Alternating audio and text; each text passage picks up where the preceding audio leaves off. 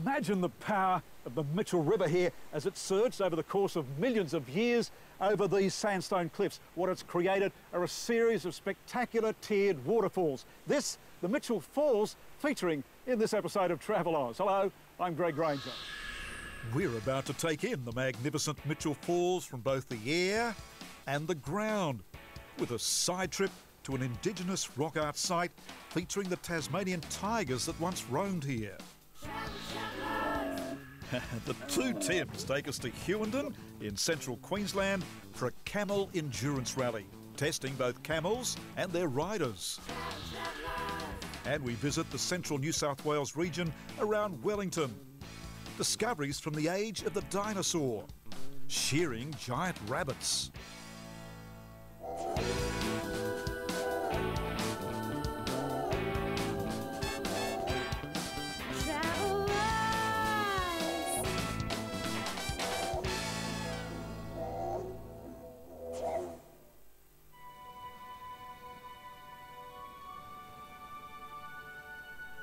We're exploring the Kimberley region in the far north of Western Australia.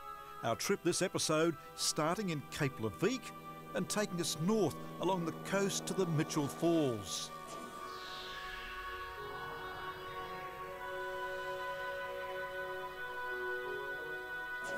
Our pilot for these flights around the Kimberley is Dean Naju.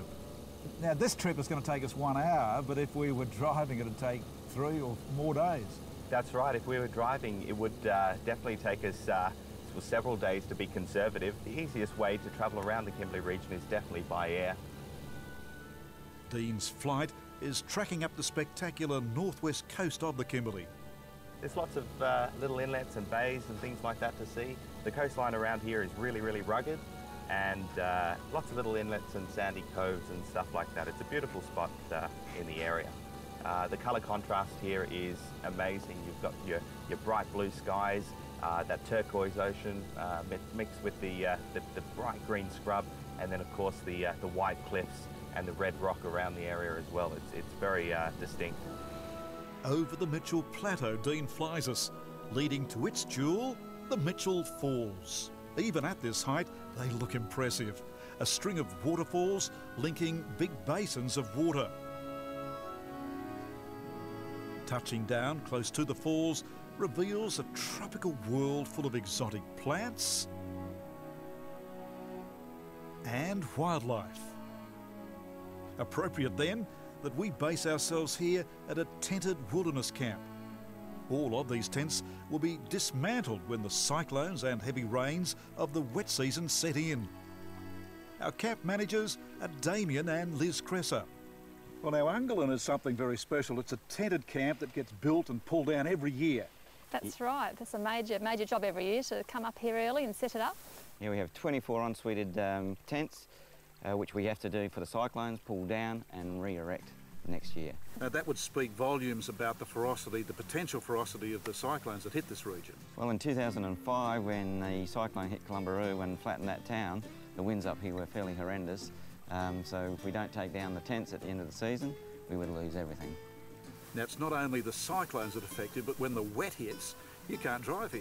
That's correct. We can't get in or out. The only way you can get into this camp then is by flying in. They get about 1,500 mil here over the wet.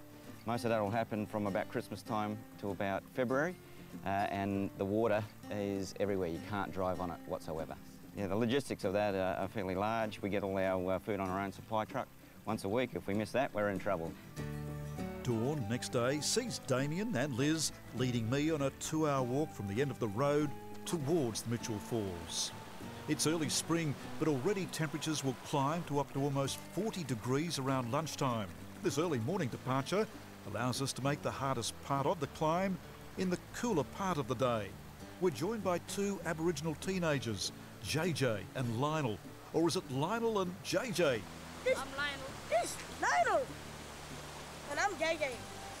No, he's JJ, I'm Lionel. No, he's Lionel, I'm JJ. He's JJ, I'm Lionel. He's JJ, I'm Lionel. Walking on, we encounter the site of some sacred rock art. Lionel tells us about these paintings. Well, here is a battle scene. There's a thylacine. A thylacine. So there used to be Tasmanian tigers here. Yes. Before the dingoes were introduced to Australia. Marvellous to see both the fact that they were here and this painting of them. Most of the ochre paintings on these sandstone walls were made over thousands of years by Lionel's ancestors, the Wurundjeri people. But there are also some Bradshaw paintings, believed to have been painted by an even earlier group of people up to 60,000 years ago. As we approach the Mitchell Falls, we begin to encounter the waters that feed it. Creeks and streams feed out of the Mitchell Plateau all year round, even in the driest part of the dry season. Excellent natural swimming holes here too. And then the breathtaking entrance to the falls themselves. We're walking in around the rim of the upper falls, overlooking the huge pools and waterfalls that together make up the Mitchell Falls.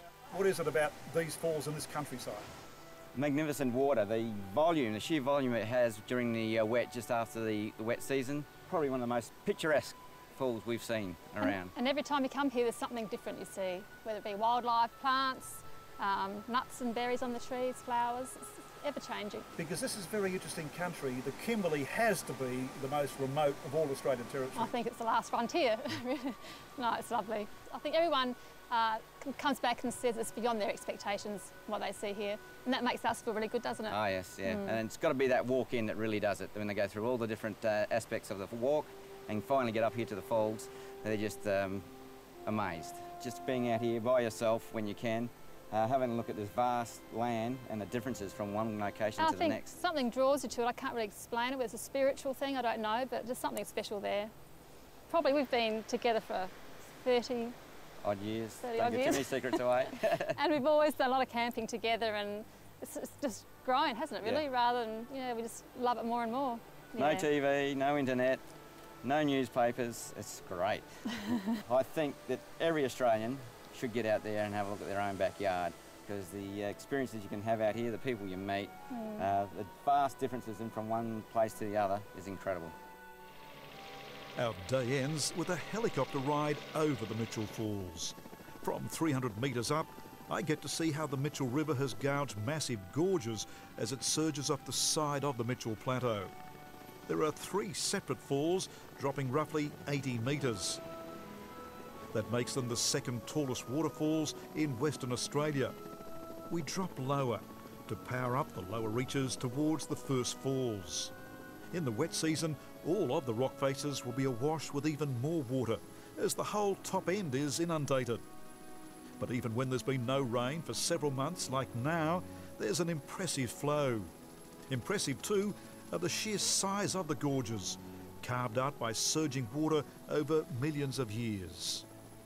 The Mitchell Falls, exhilarating to explore from both the ground and the air.